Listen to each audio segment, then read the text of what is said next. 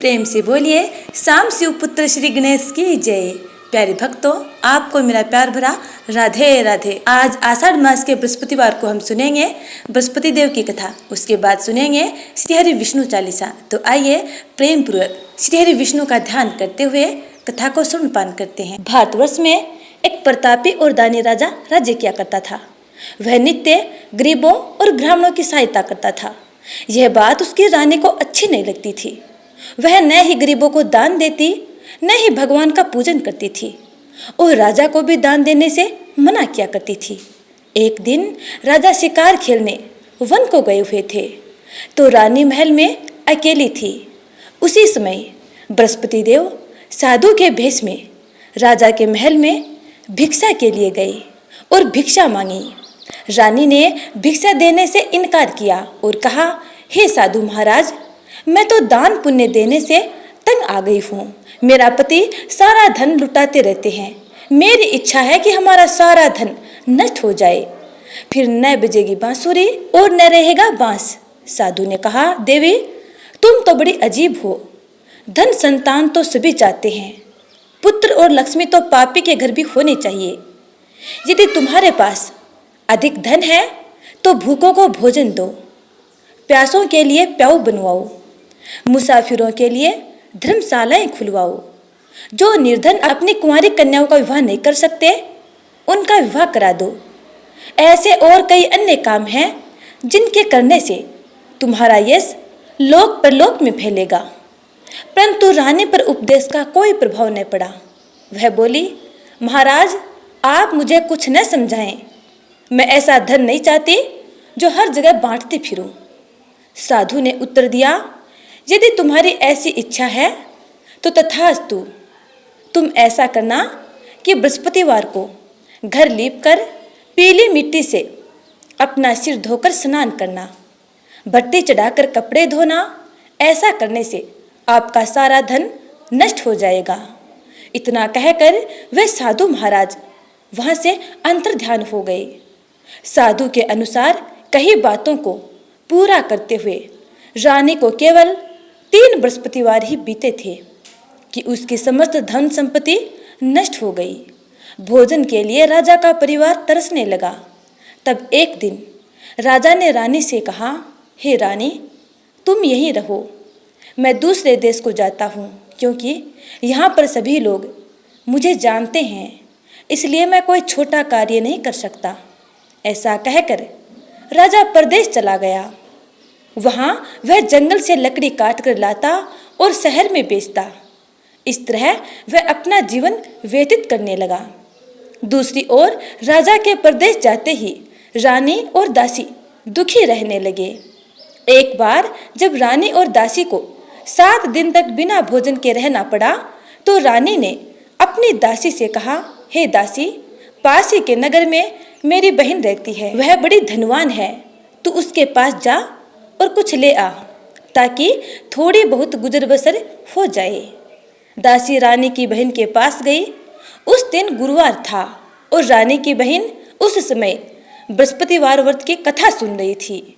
दासी ने रानी की बहन को अपनी रानी का संदेश दिया, लेकिन रानी की बड़ी बहन ने कोई उत्तर ना दिया। जब दासी को रानी की बहन से कोई उत्तर नहीं मिला तो वह बहुत दुखी हुई और उसे क्रोध भी आया। दासी ने वापस आकर रानी को सारी बात बता दी। सारी बात सुनकर रानी ने अपने भाग्य को कोसा। उधर रानी की बहन ने सोचा कि मेरी बहन की दासी आई थी, परंतु मैं उससे बोली नहीं, इससे वह बहुत दुखी हुई होगी। कथा सुनकर और पूजन समाप्त करके वह अपनी बहन के घर आई और कहने लगी, हे बहन, मैं बृहस्पतिवार का व्रत कर रही थी। तुम्हारी दासी मेरे घर आई थी, परंतु जब तक कथा होती है तब तक न तो उठते हैं और न ही किसी से बात करते हैं। इसलिए मैंने तुम्हारी दासी के साथ बात नहीं की। कहो, दासी क्यों गई थी? रानी बोली, बहन, तुमसे क्या छिपाऊं? हमारे घर में खाने तक को अनाज नहीं था। ऐसा कहते कहते रानी की आंखें भर आई। उसने दासी समेत पिछले 7 दिनों से भूखे रहने तक की बात अपनी बहन को विस्तार पूर्वक सुना दी। रानी की बहन बोली, देखो बहन, भगवान बृहस्पति देव सबकी मनोकामना को पूर्ण करते हैं। देखो, शायद तुम्हारे घर में अनाज रखा हो। पहले तो रानी को विश्वास नहीं हुआ, पर बहन के आग्रह करने पर उसने अपनी दासी को अंदर भेजा तो उसे सचमुच अनाज से भरा एक घड़ा मिल गया। यह देखकर दासी को बड़ी हैरानी हुई। दासी रानी से कहने लगी, हे रानी, जब हमको भोजन नहीं मिलता तो हम व्रत ही तो करते हैं, इसलिए क्यों न इनसे व्रत की कथा और विधि पूछ ली जाए ताकि हम भी व्रत कर सकें। तब रानी ने अपनी बहन से बृहस्पतिवार व्रत के बारे में पूछा। उसकी बहन ने बताया, बृहस्पतिवार के व्रत में चने की दाल और मुनक्का से विष्णु भगवान का केले की जड़ में पूजन करें तथा दीपक जलाएं, व्रत कथा सुने और पीला भोजन ही करें। इससे बृहस्पति देव प्रसन्न होते हैं। व्रत और पूजन विधि बताकर रानी की बहन अपने घर को लौट गई। 7 दिन के बाद जब गुरुवार आया तो रानी और दासी ने व्रत रखा। घुड़साल में जाकर चना और गुड़ लेकर आई। फिर उससे केले की जड़ तथा विष्णु भगवान का पूजन किया। अब पीला भोजन कहाँ से आए, इस बात को लेकर दोनों बहुत दुखी थे। क्योंकि उन्होंने व्रत रखा था, इसलिए बृहस्पति देव उनसे बेहद प्रसन्न थे। इसलिए एक साधारण व्यक्ति का रूप धारण कर 2 थालों में सुंदर पीला भोजन बृहस्पति देव दासी को दे गए। भोजन पाकर दासी प्रसन्न हुई और फिर रानी के साथ मिलकर भोजन ग्रहण किया। उसके बाद वे सभी गुरुवार को व्रत और पूजन करने लगी। बृहस्पति भगवान की कृपा से उनके पास फिर से धन संपत्ति आ गई, परंतु रानी फिर से पहले की तरह आलस्य करने लगी। तब दासी बोली, देखो रानी, तुम पहले भी इस प्रकार आलस्य किया करती थी। तुम्हें धन रखने में कष्ट होता था, इस कारण सभी धन नष्ट हो गया। और अब जब भगवान बृहस्पति की कृपा से धन मिला है तो तुम्हें फिर से आलस्य होने लगा है। रानी को समझाते हुए दासी कहती है कि बड़ी मुसीबतों के बाद हमने ये धन पाया है, इसलिए हमें दान पुण्य करना चाहिए, भूखे मनुष्यों को भोजन कराना चाहिए और धन को शुभ कार्यों में खर्च करना चाहिए, जिससे तुम्हारे कुल का यश बढ़ेगा, स्वर्ग की प्राप्ति होगी और पितृगण प्रसन्न होंगे। दासी की बात मानकर रानी अपना धन शुभ कार्यों में खर्च करने लगी, जिससे पूरे नगर में उसका यश फैलने लगा। दूसरी ओर एक दिन राजा दुखी होकर जंगल में एक पेड़ के नीचे आसन जमाकर बैठ गया। वह अपनी दशा को याद करके व्याकुल होने लगा। बृहस्पतिवार का दिन था। एकाएक उसने देखा कि निर्जन वन में एक साधु प्रकट हुए। वह साधु भेष में स्वयं बृहस्पति देवता थे। लक्कड़हारे के सामने आकर बोले, हे लक्कड़हारे, इस सुनसान जंगल में तू चिंता मगन क्यों बैठा है? लक्कड़हारे ने दोनों हाथ जोड़कर प्रणाम किया और उत्तर दिया, महात्मा जी, आप सब कुछ जानते हैं, मैं क्या कहूँ। यह कहकर वह रोने लगा और साधु को अपनी आत्मकथा सुनाई। महात्मा जी ने कहा, तुम्हारी पत्नी ने बृहस्पति के दिन भगवान बृहस्पति देव का निरादर किया है, जिसके कारण बृहस्पति देव रुष्ट होकर तुम्हारी ये दशा कर दी। अब तुम चिंता को दूर करके मेरे कहने पर चलो तो तुम्हारे सब कष्ट दूर हो जाएंगे और भगवान पहले से भी अधिक धन संपत्ति देंगे। तुम बृहस्पति के दिन कथा किया करो। 2 पैसे के चने मुनका लाकर उसका प्रसाद बनाओ और शुद्ध जल से लोटे में शक्कर मिलाकर अमृत तैयार करो। कथा के पश्चात अपने सारे परिवार और सुनने वाले प्रेमियों में अमृत व प्रसाद बांटकर आप भी ग्रहण करो। ऐसा करने से भगवान तुम्हारी सब मनोकामनाएं पूरी करेंगे। साधु के ऐसे वचन सुनकर लक्कड़हारा बोला, हे प्रभु, मुझे लकड़ी बेचकर इतना पैसा नहीं मिलता जिससे भोजन के उपरांत कुछ बचा सकूं। मैंने रात्रि में अपनी पत्नी को व्याकुल देखा है। मेरे पास कुछ भी नहीं जिससे मैं उसकी खबर मंगा सकूं। साधु ने कहा, हे लक्कड़हारे, तुम किसी बात की चिंता मत करो। बृहस्पति के दिन तुम रोजाना की तरह लकड़ियां लेकर शहर को जाओ। तुमको रोजाना से अधिक धन प्राप्त होगा, जिससे तुम भली भांति भोजन कर लोगे तथा बृहस्पति देव की पूजा का सामान भी आ जाएगा। इतना कहकर साधु अंतर्ध्यान हो गए। धीरे धीरे समय व्यतीत होने पर फिर वही बृहस्पतिवार का दिन आया। लक्कड़हारा जंगल से लकड़ी काटकर किसी शहर में बेचने गया। उसे उस दिन और दिन से अधिक पैसा मिला। राजा ने चना गुड़ आदि लाकर गुरुवार का व्रत किया।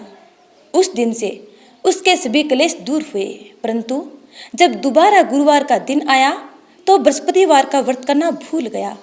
इस कारण बृहस्पति भगवान नाराज हो गए। उस दिन उस नगर के राजा ने विशाल यज्ञ का आयोजन किया तथा शहर में यह घोषणा करवा दी कि कोई भी मनुष्य अपने घर में भोजन न बनावे, न आग जलावे, समस्त जनता मेरे यहाँ भोजन करने आवे। इस आज्ञा को जो न मानेगा उसे फांसी की सजा दी जाएगी। इस तरह की घोषणा संपूर्ण नगर में करवा दी गई।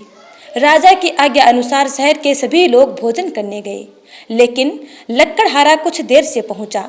इसलिए राजा लक्कड़हारे को अपने साथ अपने महल ले गया और महल में ले जाकर भोजन करा रहा था कि अचानक राजा की रानी की दृष्टि उस खूंटी पर पड़ी जिस पर हमेशा सोने का हार लटका रहता था, और लक्कड़हारे के जाते ही वह हार वहां से गायब हो गया। रानी ने निश्चय किया कि मेरा हार निश्चित रूप से इस मनुष्य ने चुरा लिया है। उसी समय सिपाहियों को बुलाकर उस लक्कड़हारे को कारागार में डलवा दिया गया। जब लक्कड़हारा कारागार में पड़ गया और बहुत दुखी होकर विचार करने लगा कि न जाने कौन से पूर्व जन्म के कर्म से मुझे यह दुख प्राप्त हुआ है, और उसी साधु को याद करने लगा जो कि जंगल में मिला था।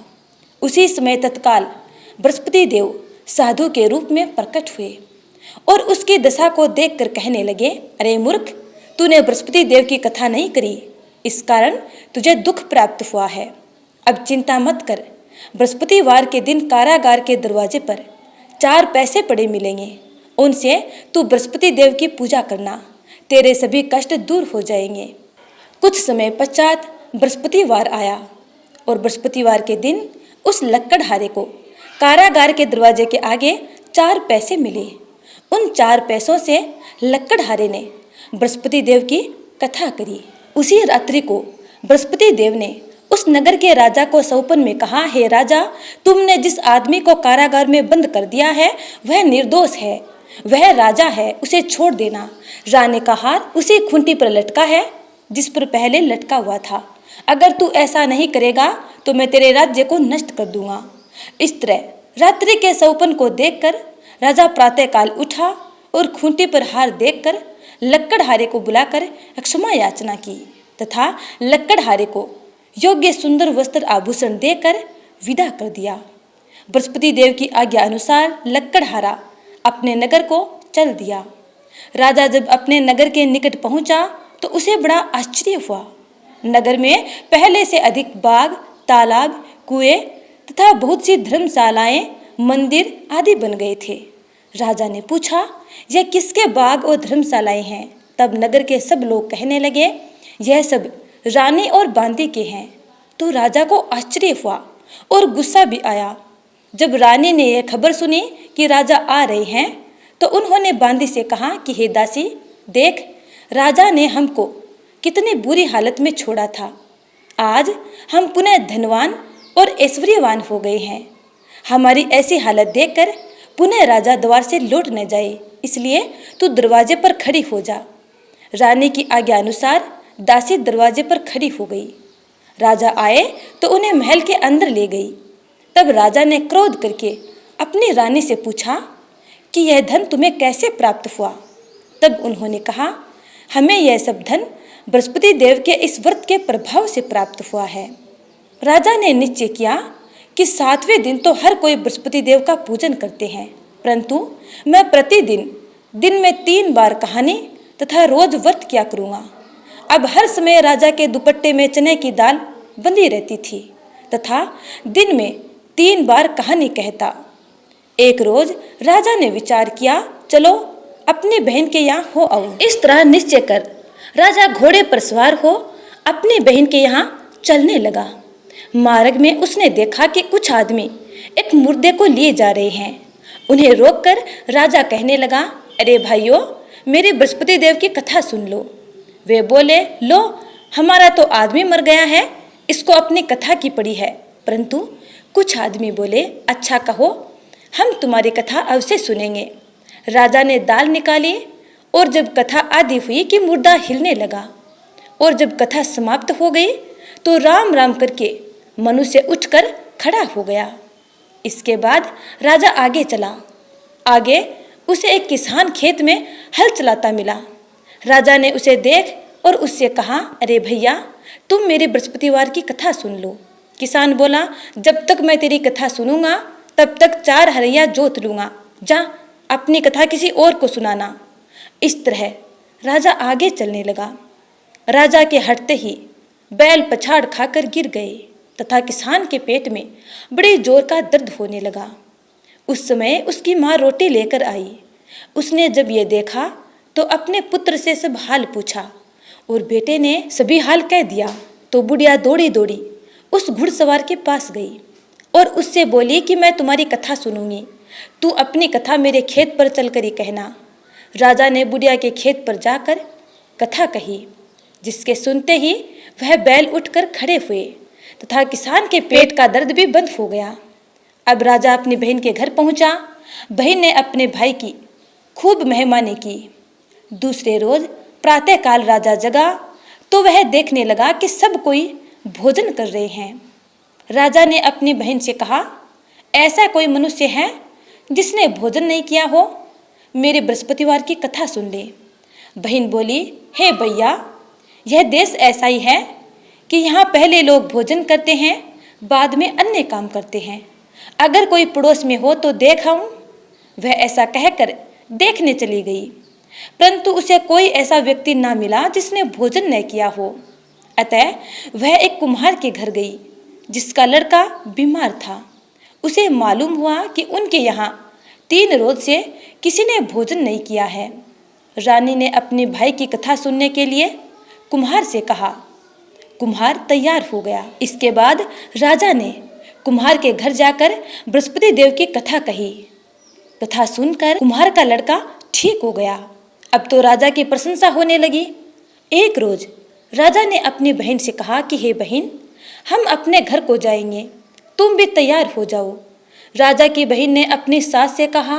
सास ने कहा, हाँ चली जा, परंतु अपने लड़कों को मत ले जाना, क्योंकि तेरे भाई के कोई औलाद नहीं है। बहन ने अपने भैया से कहा, हे भैया, मैं तो चलूंगी, पर कोई बालक नहीं जाएगा। राजा बोला, जब कोई बालक ही नहीं चलेगा तब तुम क्या करोगी? बड़े दुखी मन से राजा अपने नगर को लौट आया। राजा ने अपनी रानी से कहा, हम निर्वंशी हैं, हमारा मुंह देखने का धर्म नहीं है और कुछ भी भोजन जल आदि ग्रहण नहीं किया। उदास होकर सो गया। रानी बोली, हे प्रभु, बृहस्पति देव ने हमें सब कुछ दिया है, वे हमें संतान भी अवश्य देंगे। उसी रात को बृहस्पति देव ने राजा से सपन में कहा, हे राजा, उठ, सभी सोच त्याग दे, तेरी रानी गर्भ से है। इतना कहकर बृहस्पति देव अंतर्ध्यान हो गए। प्रातःकाल राजा उठा और अपने सपन के बाद अपने घर के सभी सदस्यों को बताई। यह बात सुनकर घर में खुशी की लहर दौड़ चली। 9वें महीने में रानी के गर्भ से एक सुंदर पुत्र पैदा हुआ। तब राजा बोला, हे रानी, स्त्री बिना भोजन के रह सकती है, पर बिना कहे नहीं रह सकती। जब मेरी बहन आवे तुम उससे कुछ मत कहना। रानी ने सुनकर हाँ कर दिया। जब राजा की बहन ने यह शुभ समाचार सुना तो वह बहुत खुश हुई तथा बधाई लेकर अपने भाई के यहाँ आई। तभी रानी ने कहा, घोड़ा चढ़कर तो नहीं आई, गधा चढ़कर आई है। राजा की बहन बोली, भाभी, मैं इस प्रकार न कहती तो तुम्हें औलाद कैसे मिलती? बृहस्पति देव ऐसे ही हैं, जैसे जिसके मन में कामनाएं हैं सभी को पूर्ण करते हैं। जो सद्भावना पूर्वक बृहस्पतिवार का व्रत करता है एवं कथा सुनता है अथवा दूसरों को सुनाता है, बृहस्पति देव उसकी सभी मनोकामनाओं को पूर्ण करते हैं। भगवान बृहस्पति देव उसकी सदैव रक्षा करते हैं। संसार में जो मनुष्य सद्भावना से भगवान जी का पूजन व्रत सच्चे हृदय से करते हैं तो उनकी सभी मनोकामनाएं पूर्ण करते हैं। जैसी सच्ची भावना से रानी और राजा ने उनकी कथा का गुणगान किया तो उनकी सभी इच्छाएं बृहस्पति देव जी ने पूर्ण की थी। इसीलिए पूर्ण कथा सुनने के बाद हृदय से भगवान बृहस्पति देव का मनन करते हुए भगवान बृहस्पति देव और श्री हरि विष्णु का जयकारा बोलना चाहिए। प्रेम से बोलिए बृहस्पति देव की जय, भगवान श्री हरि विष्णु की जय। अब सुनते हैं श्री हरि विष्णु चालीसा। विष्णु सुनिए विनय सेवक की चितलाए, कीरत कुछ वर्णन करूं दीजिए ज्ञान बताए। नमो विष्णु भगवान खरारी, कष्ट नशावन अखिल बिहारी। प्रबल जगत में शक्ति तुम्हारी, त्रिभुवन फैल रही उजियारी। सुंदर रूप मनोहर सूरत, सरल स्वभाव मोहनी मूरत। तन पर पीताम्बर अति सोहत, बेजंती माला मन मोहत। शंख चक्र कर गदा बिराजे, देखत देते असुर दल भाजे। सत्य धर्म मद लोभ न गाजे, काम क्रोध मद लोभ न छाजे। संत भक्त सजन मनरंजन, धनुज असुर दुष्टन दल गंजन। सुख उपजाए कष्ट सब भंजन, दोष मिटाए करत जन सज्जन। पाप काट भव सिंधु उतारण, कष्ट नाश कर भक्त उबारण। करत अनेक रूप प्रभु धारण, केवल आप भक्ति के कारण। धरणी धेनु बन तुम्हें पुकारा, तब तुम रूप राम का धारा। भार उतार असुर दल मारा, रावण आदि को संघारा। आप वराह रूप बनाया, हरण्याक्ष को मार गिराया। धर्म मत से तन सिंधु बनाया, 14 रत्नन को निकलाया। अमिलक असुरों ने द्वंद्व मचाया, रूप मोहिनी आप दिखाया। देवन को अमृत पान कराया, असुरन को छवि से बहलाया। कुर्म रूप धर सिंधु मझाया, मंदराचल गिरि तुरंत उठाया।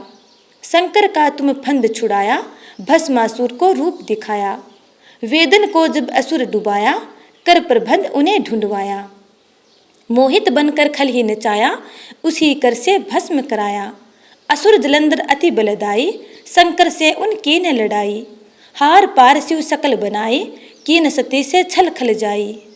सुमिरन कीन तुम्हें शिवरानी, बतलाई सब विपत कहानी। तब तुम बने मुनीश्वर ज्ञानी, वृंदा की सब सूरती भुलानी। देखत तीन धनुज शैतानी, वृंदा आए तुम्हें लपटानी।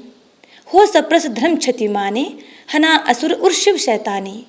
तुमने ध्रुव प्रहलाद उबारे, हिरण्याकुश आदिक खल मारे।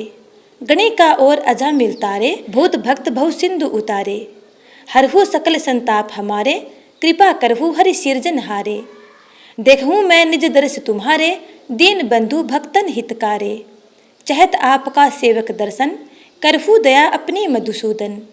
जानो नहीं योग्य जप पूजन, होए यज्ञ स्तुति नुमोदन। शील दया संतोष सुलक्षण, विदित नहीं व्रत बोध विलक्षण।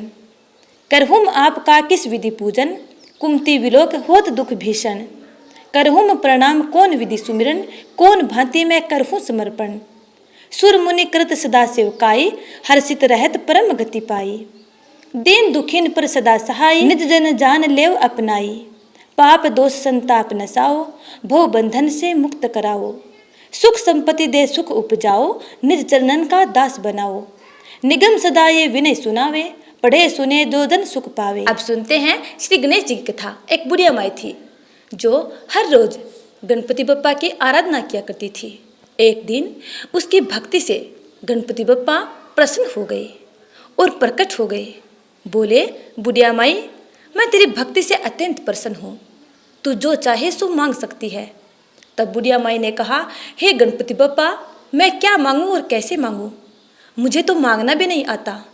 तब गणपति बप्पा ने कहा, आप अपने बेटे और बहू से जाकर पूछ लो, उसके बाद मांग लेना। तब बुढ़िया माई दौड़कर अपने बेटे के पास गई और अपने बेटे से पूछा। तब उसके बेटे ने कहा, माँ, तू धन मांग ले। उसके बाद बुढ़िया माई अपनी बहू के पास गई और अपने बहू से पूछा। तब बहू ने कहा, माँ जी, नाती और पोते मांग लो। तब बुढ़िया माई ने सोचा, ये दोनों तो अपने मतलब की मांग रहे हैं, मुझे अपनी पड़ोसिनों से जाकर पूछना चाहिए। तब दौड़कर वह अपनी पड़ोसिनों के पास जाती है और पड़ोसिनों से पूछती है। तब पड़ोसिनों ने कहा, बुढ़िया माई, तू क्यों धन मांगे, क्यों नाती और पोते मांगे, तू तो थोड़े दिन ही जिएगी, इसलिए अपनी आंखों की रोशनी मांग ले और अपने पैरों की शक्ति मांग ले, ताकि तेरी बची हुई जिंदगी आराम से कट जाए। तब बुढ़िया माई ने सोचा, मुझे अपने मतलब की भी मांगनी चाहिए और अपने बेटे और बहू के मतलब की भी मांगनी चाहिए। दूसरे दिन बुढ़िया माई गणपति बप्पा के पास गई और बोली, हे गणपति बप्पा, यदि आप मेरी भक्ति से प्रसन्न हैं तो आप मुझे 84 करोड़ का महल दे, सोने के खंभे दे, सोने के कटोरे में दूध पीते हुए नाती और पोते दे, अमर सुहाग दे, कंचन जैसी काया दे और संपूर्ण परिवार में सुख दे। इतना सुनकर गणपति बप्पा मुस्कुराए और बोले, बुढ़िया माई, तूने तो मुझे ठग लिया, किंतु जा, जो कुछ तूने मांगा है सब कुछ तुझे वैसा ही मिलेगा। इतना कहकर गणपति बप्पा वहाँ से अंतर्ध्यान हो गए। बुढ़िया माई ने जैसे ही अपनी आंखें खोली तो बुढ़िया माई ने देखा, जो जो बुढ़िया माई ने मांगा था सब कुछ वैसा ही मिला। हे गणपति बप्पा, जिस प्रकार आपने उस बुढ़िया माई की इच्छा पूर्ण की, वैसे ही अपने सब प्यारे भक्तों की मंगल कामनाएं पूर्ण करना। जय श्री गणेश। तो प्यारे भक्तों, आज हमने सुनपान की आषाढ़ मास के बृहस्पतिवार की कथा। उम्मीद करती हूँ कि आपको ये कथा अच्छी लगी है। यदि अच्छी लगी है तो लाइक कर देना और कमेंट में जय श्री राधे लिख देना और अगली कथा का इंतजार करना। तब तक के लिए राधे राधे।